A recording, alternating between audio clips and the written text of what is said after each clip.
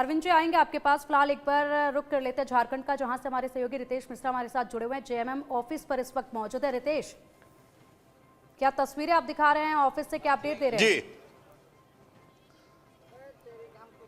अब बिल्कुल देखिए कि जेएमएम कार्यालय के बाहर हम मौजूद हैं और यहाँ पर देखिए कि अभी से ही जो जीत का जश्न है वो शुरू हो गया है। बड़ी तादाद में जो जेएमएम के वर्कर्स हैं वो यहाँ पर मौजूद है। जमकर आतिशबाजी हो रही है, रंग गुलाल उड़ाया जा रहा है, मिठाई खिलाई जा रही है। जाहिर सी बात है कि दोबारा सत्ता में वापसी हुई है और ये चीजें, ये बातें जो हैं वो झारखंड में जेएमएम के जो कार्यकर्ता हैं उनके चेहरे पर दिख रही है।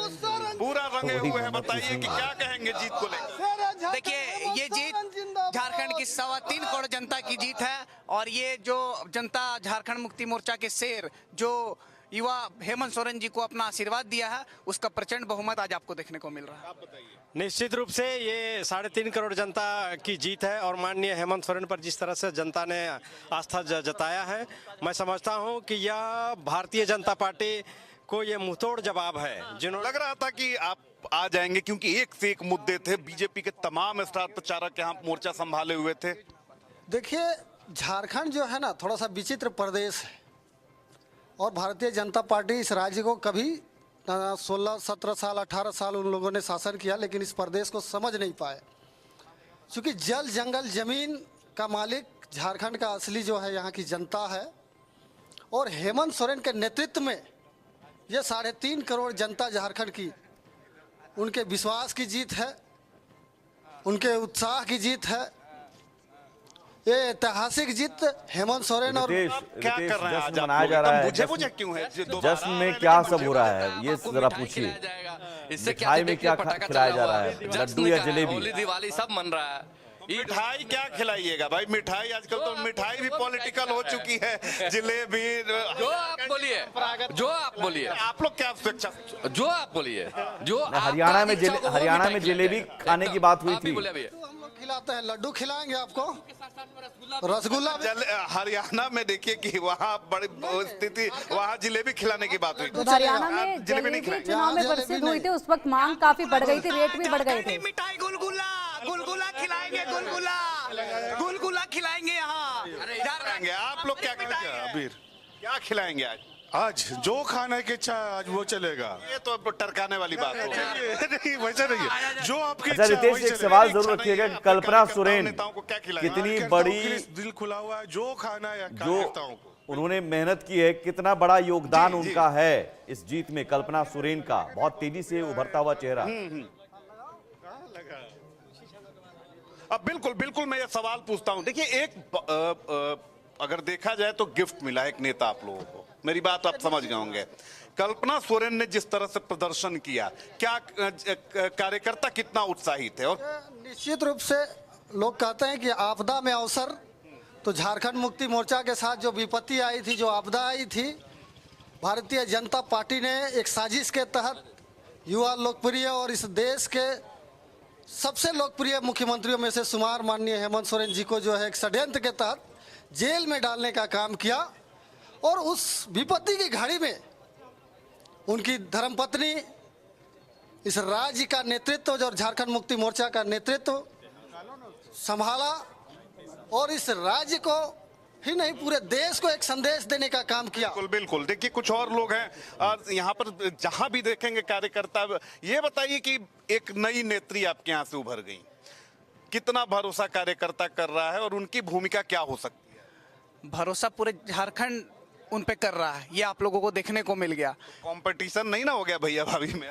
इनका भी, कल्पना सोरेन जी का भी यही मानना था कि आने वाले समय में भी माननीय मुख्यमंत्री हेमंत सोरेन जी रहें, इसलिए वो बढ़ चढ़कर पूरा अपना पूर्ण सहयोग, दिन से रात तक कड़ी मेहनत करके झारखंड वासियों का दिल जीता उन्होंने और एक एक जो हेमंत सोरेन जी ने अपना काम किया था उनको जनता तक उन्होंने पहुंचाया। चलिए, तो और भी कुछ कार्यकर्ता हैं जेएमएम के। ठीक है रितेश, आएंगे आपके पास। फिलहाल एक बड़ा अपडेट सामने आ रहा है। वर्ली से चुनाव जीते हैं आदित्य ठाकरे, 8100 वोटों से चुनाव जीते हैं आदित्य ठाकरे। आदित्य ठाकरे ने मिलिंद देवड़ा को हराया है। देखिए, वर्ली में मुरली देवड़ा जो है शिवसेना एकनाथ शिंदे गुट से थे, यहाँ पर आदित्य ठाकरे थे, यहाँ पर संदीप देशपांडे भी थे यहाँ पर, और इन दोनों को ही हराते हुए यहाँ पर बढ़त बनाई और अब जो है रुझान ये भी बिल्कुल साफ हो चुका है। वर्ली से चुनाव जीते हैं आदित्य ठाकरे, और एक बड़ी जीत इसलिए भी कि मिलिंद देवड़ा भी सामने एक बड़ा चेहरा, और मिलिंद देवड़ा को हराया है। और ये शिवसेना उद्धव गुट के लिए कम से कम ये सीट जो है साख का सवाल बनी हुई थी। आदित्य ठाकरे की जीत, लेकिन ये जीत इतनी ज़्यादा खुशी देने वाली नहीं है। अगर ज़्यादा खुशी मिलती कि अगर शिवसेना उद्धव पार्टी जो है, पार्टी भी अगर बेहतर प्रदर्शन करती, लेकिन आदित्य ठाकरे जरूर जीते हैं वर्ली से। अरविंद जी, आदित्य ठाकरे, आप मानते हैं कि अब एक विरासत को आगे बढ़ाने की बात, लेकिन वो विरासत इतनी कमजोर, बाला साहब ठाकरे ने जो एक बड़ा एम्पायर खड़ा किया था, उद्धव ठाकरे उसको बहुत सिमट कर ले गए। अब आदित्य ठाकरे क्या फिर से खड़ा कर पाएंगे? देखिए, अब इस लड़ाई में जो लड़ाई चली है पिछले 5 बरस, मैं कहूँगा उसमें उद्धव ठाकरे तो कमज़ोर साबित हो गए लोगों की नज़रों से, संगठन के हिसाब से।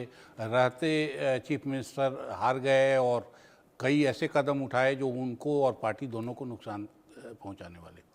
आदित्य ठाकरे आके अब क्या करेंगे ये कहना मुश्किल है, लेकिन शिवसेना बाल ठाकरे वाले पोजीशन में पहुंच जाए, ये कल्पना अब मुश्किल लगती है।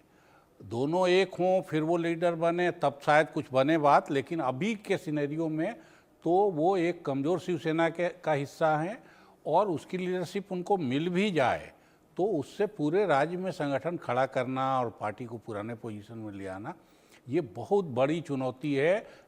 कम उम्र के हैं, उनकी उम्र अभी कम है, साधनों के हिसाब से मेरे ख्याल वो कमज़ोर नहीं है महाराष्ट्र के पॉलिटिक्स के हिसाब से, लेकिन इतने भर से पार्टी चलती नहीं है, ये दिखाई दे रहा है रिजल्ट में भी। अब चुनौती है, आप चुनौती और नए लड़के के लिए चुनौती हो तो आप उसको खारिज मत करिए, वो अभी उनमें संभावनाएं हैं, लेकिन बहुत मुश्किल काम है।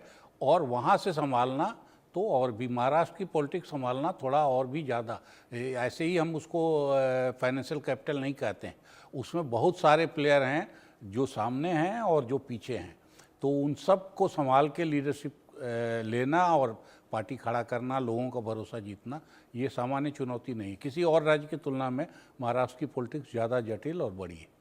बिल्कुल अरविंद जी, और देखिए ये तो बात हुई अभी जो जिस तरीके से रुझान आया उस पर अगर बात की जाए, अभी फिलहाल जेएमएम कार्यालय से तस्वीरें सीधा हमारे सहयोगी रितेश जो हैं वो दिखा रहे थे। जश्न वहाँ पर भी मनाया जा रहा है, जश्न महाराष्ट्र में भी मनाया जा रहा है, बस अलग अलग तस्वीरें हैं। और अगर बात की जाए मिठाइयों को लेकर, जिस तरीके से आप भी कह रहे थे कि हरियाणा में जब चुनाव हुए उस वक्त पर जब जीत पक्की हुई तो वहां पर जलेबी का जिक्र सबसे ज्यादा सामने आया और जलेबी का रंग भी उभर कर आया। जलेबी के रंग पर जो पहले कभी चर्चा नहीं हुई वो चर्चा चुनाव के वक्त में अब होने लगी है, लड्डू या फिर जलेबी। यहां पर तो बता दिया है कार्यकर्ताओं ने कि हम तो झारखंड में गुलगुले खाकर जीत का जश्न मनाएंगे। आपको क्या पसंद है, लड्डू या जलेबी? झारखंड के इलाके में पर्याप्त दूध होता है और बंगाल से पास है, तो रसगुल्ला वहाँ के लिए स्वाभाविक चॉइस है, लेकिन ये अपना अपना है। ये कुछ हरियाणा चुनाव में कुछ ज़्यादा नाटक कांग्रेसियों ने किया, और असल में वो राहुल गांधी का बयान ऐसा आया कि उससे ये नाटक शुरू हुआ। तो वो आमतौर पे लड्डू खिलाया जाता है, आमतौर पे लड्डू खाया जाता है, मुंह मीठा कराया जाता है, असल में मुंह मीठा कराने की बात है।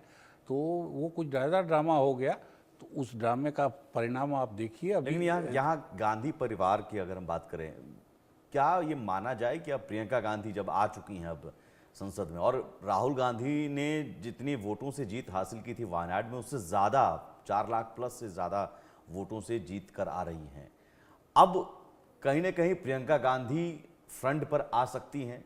तो राहुल गांधी को इतने मौके मिले, किसी भी नेता को इतने मौके नहीं मिलते हैं। अब कांग्रेस संगठन के कई नेता भी दबी जुबान कहते हैं कि नहीं, अब प्रियंका गांधी को आगे कीजिए। नहीं, प्रियंका के नाम पे जो बंद मुट्ठी थी वो मेरे ख्याल आज पहली बार नहीं खुली है, वो काफ़ी समय से खुल गई थी। पहले तो ये था कि परिवार की मदद करेंगी, फिर उनको यूपी का इंचार्ज बनाया गया, फिर ऑल इंडिया का वो जनरल सेक्रेटरी बनी।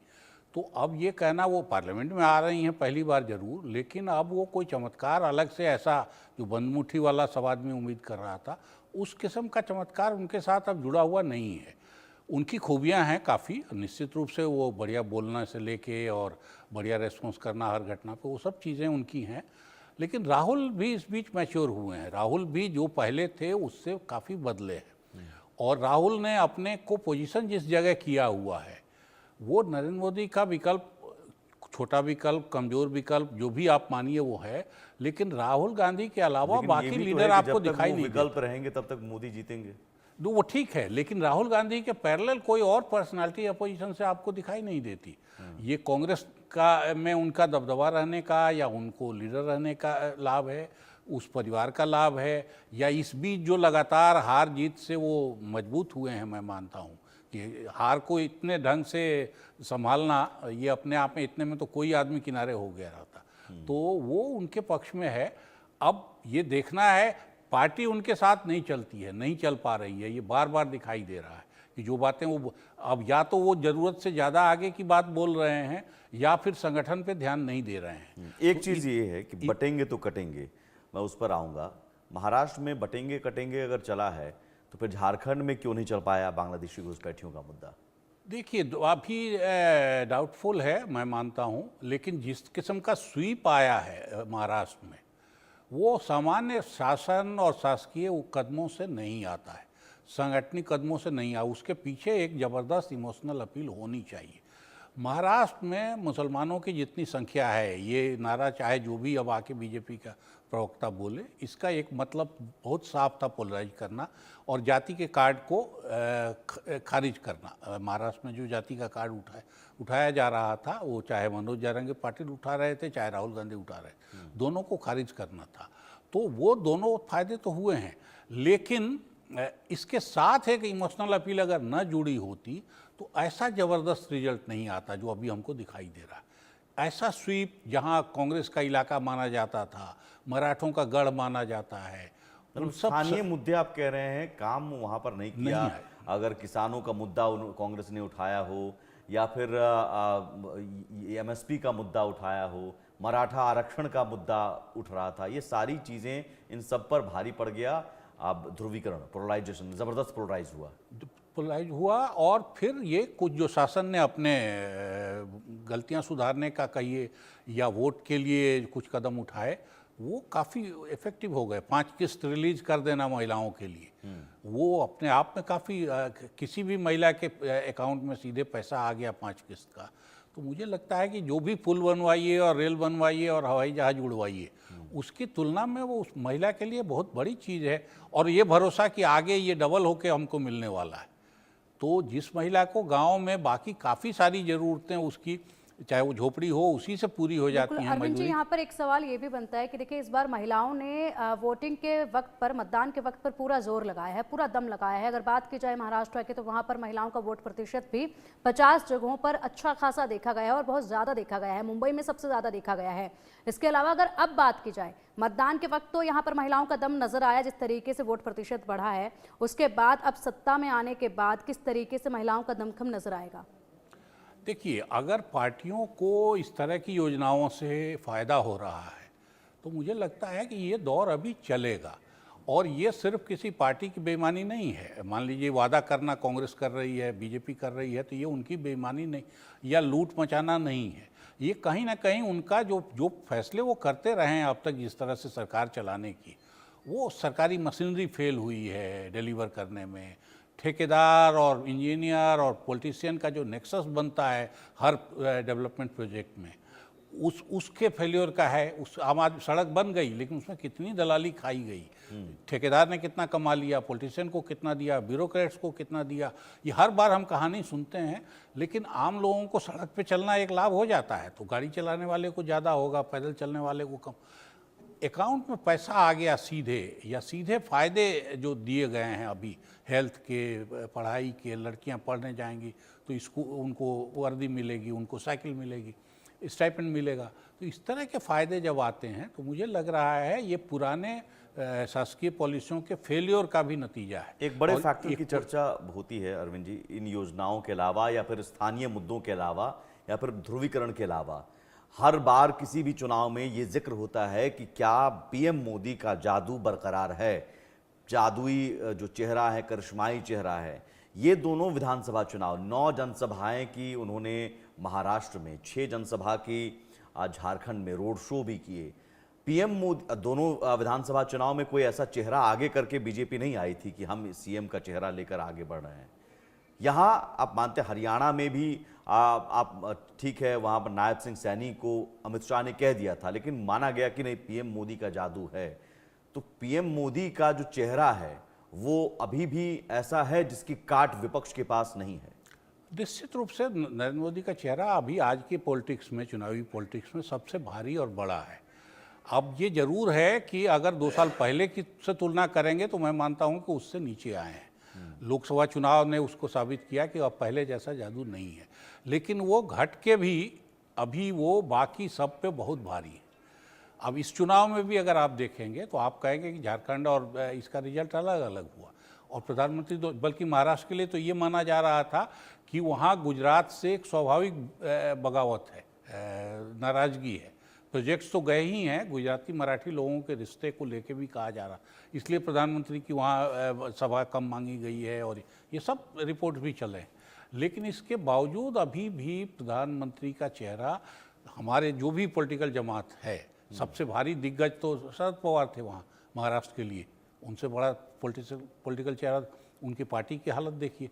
बिल्कुल अरविंद जी, पीएम मोदी का तो चेहरा जो है वो चमका महाराष्ट्र की राजनीति में, और झारखंड में कुछ फीका जरूर रह गया है। लेकिन अगर बात की जाए सीएम चेहरे को लेकर तो उस पर अभी भी सस्पेंस है, क्योंकि पिछली बार जिस तरीके से देखा गया 80 घंटे पहले किसी और ने मुख्यमंत्री पद की शपथ ली, 80 घंटे के बाद जो है किसी और ने मुख्यमंत्री पद की शपथ ली। लेकिन इस बार जो है अमित शाह ने पहले ही देवेंद्र फडणवीस, एकनाथ शिंदे, अजित पवार से बात कर लिया। अजित पवार से पूरे 25 मिनट की बातचीत हुई है। क्या ये बातचीत हुई है इस पर हम सिर्फ अंदाजा ही लगा सकते हैं, लेकिन बहुत जल्द ये तस्वीर भी साफ हो जाएगी। फिलहाल रुकेंगे यहाँ पर एक छोटे से ब्रेक के लिए, चर्चा जारी रहेगी। आप देखते रहिए इंडिया न्यूज।